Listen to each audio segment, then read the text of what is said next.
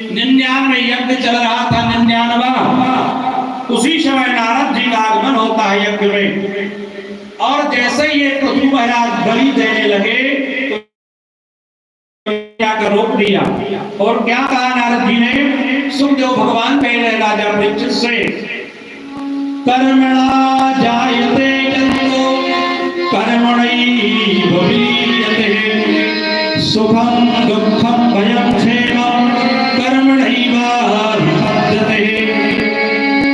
जीव का जन्म कर्म से होता है और सुख उसको कर्म से प्राप्त होता है, दुख उसको कर्म से प्राप्त होता है। सुखं दुःखं भयं क्षेमं कर्मणैव विपद्यते। सुख दुख संसार में कुछ नहीं है, जो जैसा करता है वैसा उसको प्राप्त होता है। यदि ईश्वर नाम की कोई चीज है तो कुछ भी नहीं है, उसका कर्म ही ईश्वर है।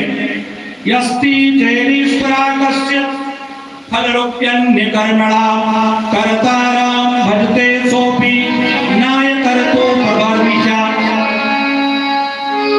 क्योंकि ईश्वर ने विचार किया, हमने तुम्हें पांव दिए चलने के लिए, कमाने के लिए हमने हाथ दिए, विवेक बुद्धि सब कुछ हमने तुम्हें दिया।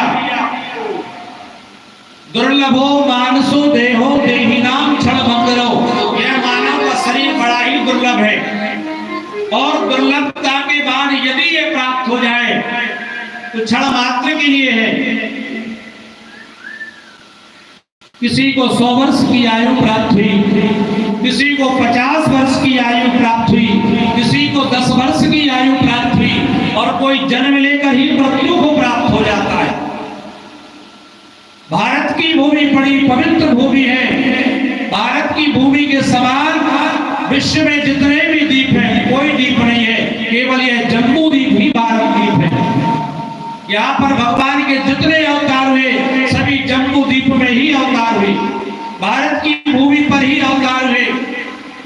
और जितनी पवित्र नदियां हैं, हमारे वेद शास्त्र ने जिनका वंदन किया है, गंगा का जन्म भारत में हुआ, यमुना का जन्म भारत में हुआ, सरस्वती का जन्म भारत में हुआ। जितनी पवित्र नदियां हैं वो सभी ने जन्म भारत की भूमि पर लिया। भगवान के 24 अवतार हुए, वह 24 अवतार ही भारत की भूमि पर हुए।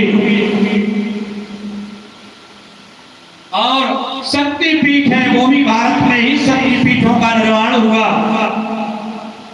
सुखदेव भगवान कहते हैं, राजन परीक्षित, नारद जी पृथु महाराज को समझा रहे हैं कि यज्ञ में जो बलिदान होता है वो जीव का नहीं होता है, हमारे अंदर जो अहंकार है उसका बलिदान होता है।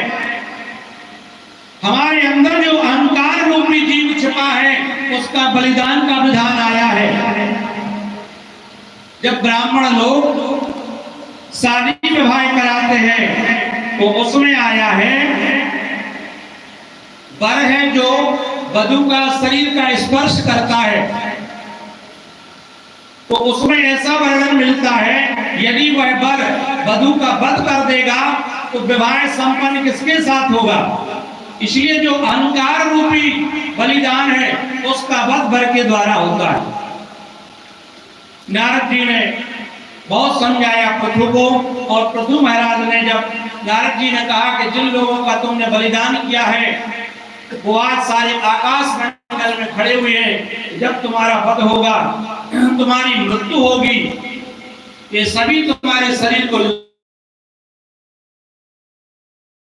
आकाश मंडल में सब जीव देख रहे हैं। न कामये नाथ तदप्य कुछ